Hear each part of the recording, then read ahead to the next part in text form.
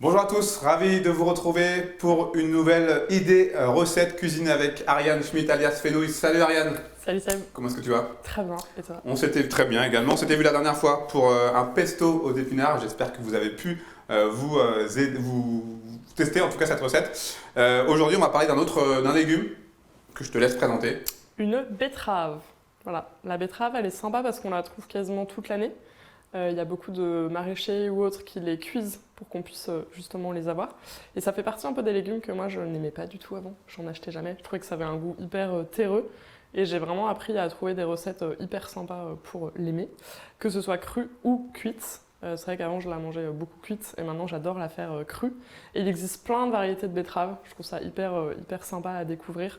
Il y a notamment la Chioggia, je sais jamais comment on la prononce, qui est magnifique. Quand on la coupe, en fait, tu as vraiment des petits cercles blancs et roses.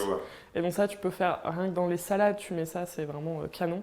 Et il y a aussi la crapaudine, qui est plus allongée et qui a une peau toute noire et fripée, trop bizarre. On le voit de l'extérieur, on ne sait pas ce que c'est comme légume.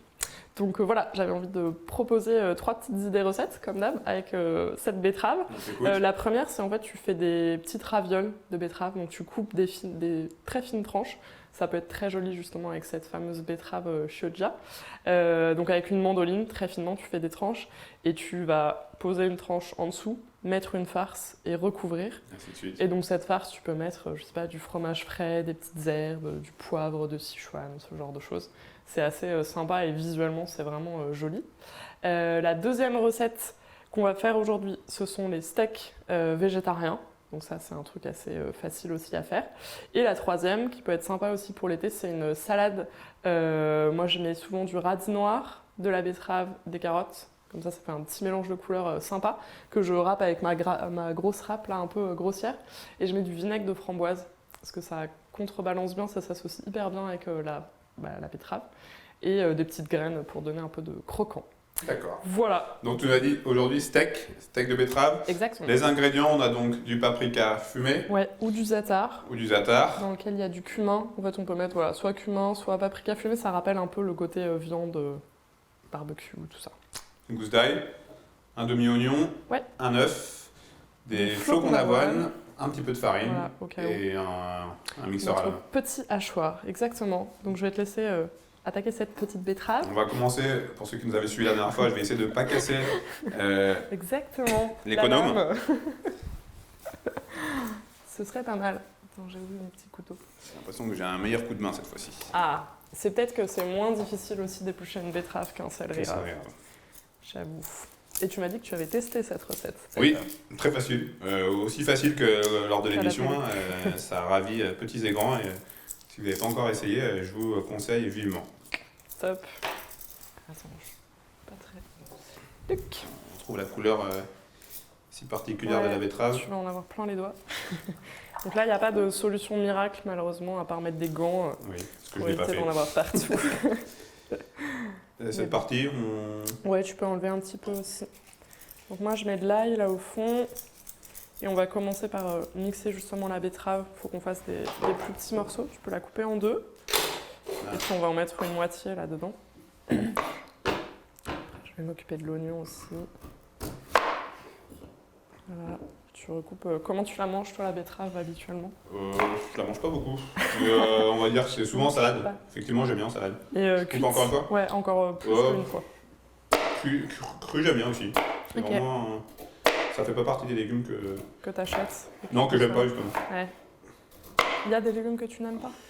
Oui, je vais pas être très original. Les fruits de Bruxelles, c'est pas trop mon truc. Non, ça, je pense que je suis pas... T'es pas le seul. Moi, j'avais fait des trucs sympas avec les choux de Bruxelles une fois, là, parce que j'anime des ateliers justement autour de la créativité. Et j'avais eu l'idée de faire des genres de... pas d'arancini, mais de les faire paner. Les choux de Bruxelles, tu les fais cuire juste un petit peu. Tu fais une panure et tu fais une petite sauce au bleu. C'était super bon. Ouais, à partir du moment où tu fais de la panure, généralement, ça arrive à faire passer le goût. Je te laisse faire ça. Et puis moi, je vais râper, essayer d'avoir des mini bouffes. Ou tu veux qu'on fasse l'inverse? Oh, c'est bon.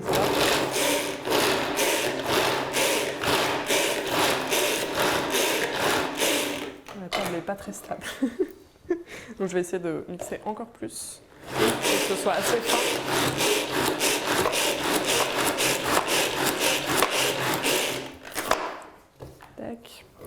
pour rajouter l'oignon, je vais mettre un petit peu de flocons d'avoine. Et ça, c'est une recette qu'on peut faire aussi avec des betteraves cuites. D'accord. C'est ce que On peut acheter sous vide. qu'on peut acheter sous vide. Exactement. Et tu peux aussi rajouter, par exemple, des haricots rouges qui vont donner de la texture et puis ça te fait un plat encore plus complet. Voilà. Et moi, j'aime bien faire ce genre de steak pour mettre dans des burgers. J'avoue que c'est sympa, les burgers végétariens. Et là, j'en avais pas aujourd'hui, mais je te disais aussi, tu peux rajouter des graines de tournesol, par exemple. D'accord. Ça donne un petit croquant à l'intérieur, c'est assez sympa.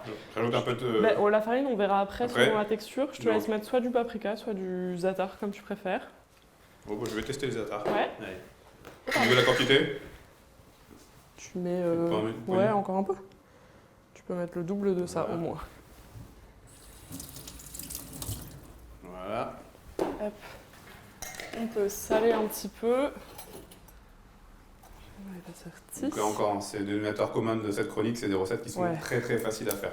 Hop, je te laisse refermer, redonner un petit coup. Et moi, je vais faire chauffer la poêle. Un